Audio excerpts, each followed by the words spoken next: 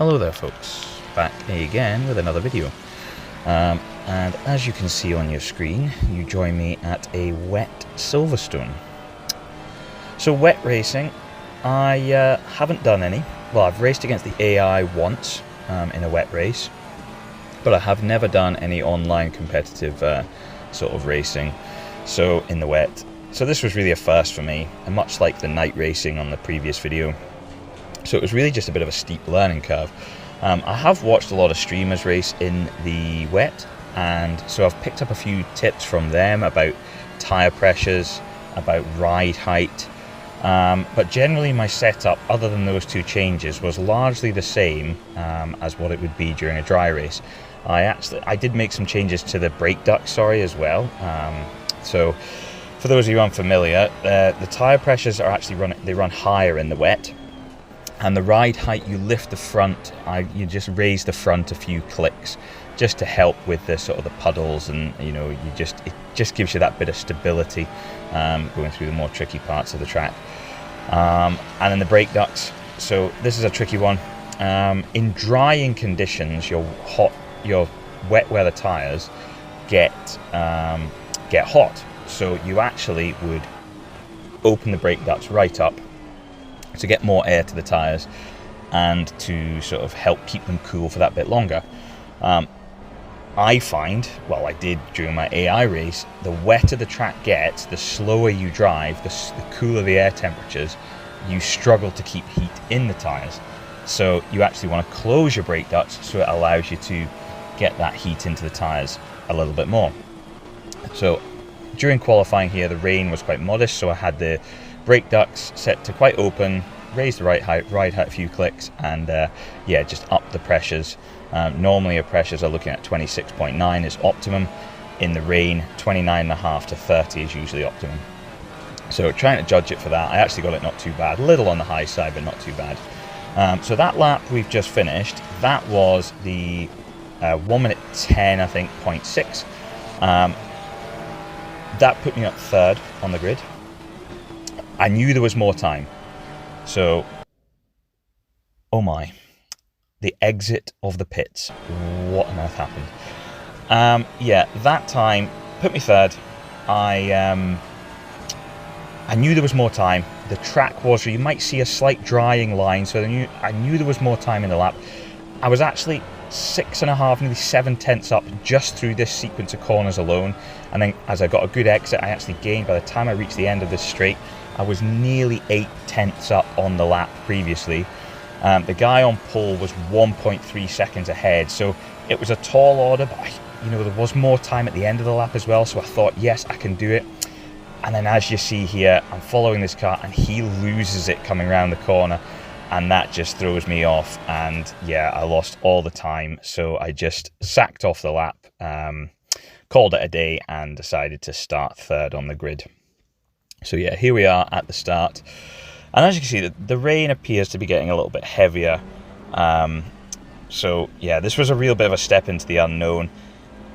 Now, the reason I didn't want to be third on the grid is where you start in Silverstone on a rolling start is you start on the inside here, going into Copse Corner. All the room is on the outside, so second and fourth are preferred.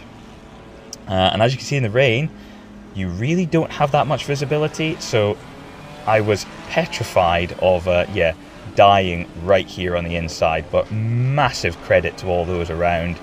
Everyone kept it clean through there, nobody crashed. I do lose a few places, so that's me down to 4th place, and I'm just tentative. There's huge amounts of surface water, so I settle in 5th place. I've got that orange McLaren in my rear view mirror. He's trying to get by, but as you can see, there's just, the visibility is appalling, and you're just trying to survive. There's huge amounts of surface water, and you really, for me, those early starts when I'm trying to build safety rating, that is all about survival. And we do that, to be honest. Started third, ended up 5th. I'm not too bad with that. You can see that orange McLaren, he's diving in, but look what happens if you look in the rear view mirror. He's gone off. So he just had no control. He was going in far too quickly. So yeah, I was really pretty happy with that start. I settled in. I thought I had pace on the guy in front of me as well. This gold Porsche in front of me I thought, you know what, I've got an opportunity here. I can fight this guy, but just look at the spray. You know, it's really, really difficult to sort of pick your braking points. You know, I talked a lot in the night race about picking your spots. This is very similar, but with less grip. And as you can see there, coming out the corner, lost the back end. But I managed to hold it, but again, lost another couple of places. And the orange McLaren gets me in the end. But as you'll see, you know, doesn't last too long. So again, I'm okay with this. I'm beginning to learn, well, I'm not, as you'll see later in the video, but I am trying to learn not to lose my head when I have an incident or have a moment. Bye-bye, orange McLaren.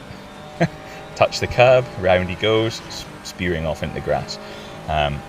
Hint, it's not the last time we will see that orange McLaren in this race. So yeah, we did settle down, we got some good pace, and several laps later, 10-15 minutes later actually, I'm still in the same position. I'm still in, I think, 5th or 6th place, and we're driving pretty well at this point. I have to say, the concentration required to drive like this, I thought driving at night was bad, but this, like, I was really flagging. I mean, bear in mind, I am racing this. Again, look at that, how we avoid that crash, I just don't, no idea, but somehow we do. But again, look, just go in a bit deep, and really now I've got that other car all over the back of me. I think it's an Aston Martin or something like that, maybe it's a Mercedes, running deep. You're in that ultra defensive mode, and the Merc gets by. Yeah, that like I was saying, as I was doing, I'm doing it late at night. I mean, this is, my concentration is beginning to go. This race, it was nearly midnight when I was racing this race, so my concentration was beginning to go. But I do need to learn that when I make a mistake, I need to refocus quicker than I do. I'm getting better at it, but I've still got some ways to go. So, you know, that is one thing that doing more and more races, I think it just comes over time. Like your concentration as well. This was a 25-minute race, you know, not too long. But for me, first time in the wet, I found, you know, 15, 16, 17 minutes into the race, that late at night, my concentration was beginning to go. So, you know, as you'll start to see coming up now, as we reach the sort of the 2/3 way through this video, you'll start to see the mistakes creep in. So here, I'm just ducking out of the spray just so I can see. He runs wide. I'm actually sort of reasonable lying through there. So I'm thinking, you know what, I've got a chance here. I've got a chance here. So again, I'm just moving a little bit to the left so I can try and pick my braking point. But then look at that. I see him in my rear view mirror, and I have to just get out completely out of the corner, because if I'd have turned in there, he was coming at me. So again, look at the time he cost me. And yeah, but that's just what you have to be aware of. I'd rather keep going and lose a bit of time than turn in on that idiot, and then that's all my race done. So coming up now is mistake number 1. So we're still chasing that Merc. We're still, I think, in 5th or 6th place. We come round Cops, and I think I just lifted off. I think I just got lift off oversteer, and round I go onto the pit exit. I lose 1 place, so not too bad. Could have been a lot worse, but by this point in the race, the field was very spread out, and you know, losing 1 place.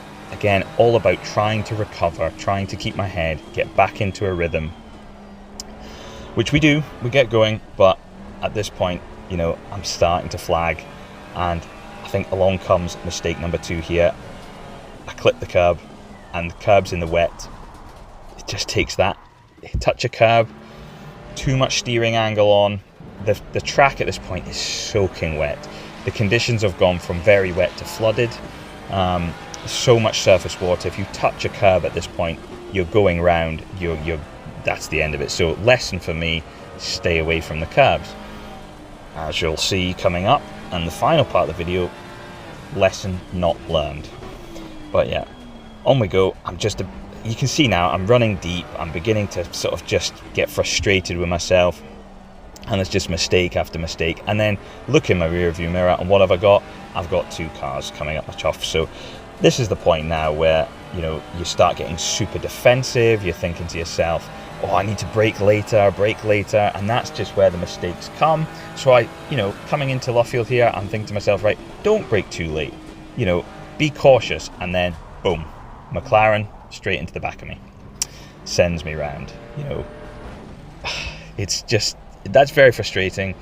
That, yes, I was on the brakes a little bit soon, but I'm in front, I'm on the racing line, the guy behind me just has to sort of like pay attention, and look who's just overtaken us. The orange McLaren is back.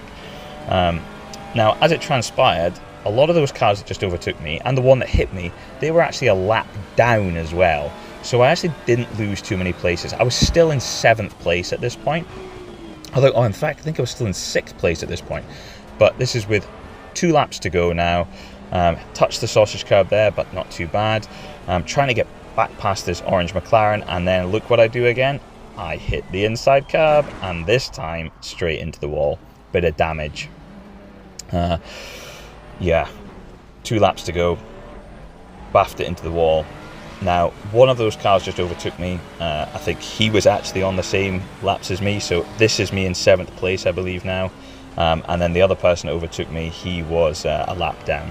So all these incidents, and I actually didn't lose too many places. The track conditions were so awful. The car was becoming, and I was becoming more and more tired. My concentration was more and more gone, and the car was just becoming harder and harder to handle. So yeah, I was mighty relieved when this race comes to an end, which is just around this corner. And yeah, there you are. First experience of an extremely wet track in a sort of online competitive server. And yeah, there you are. Mistakes and all. But you know what? Good lessons learned. And we got to the end. Top 10.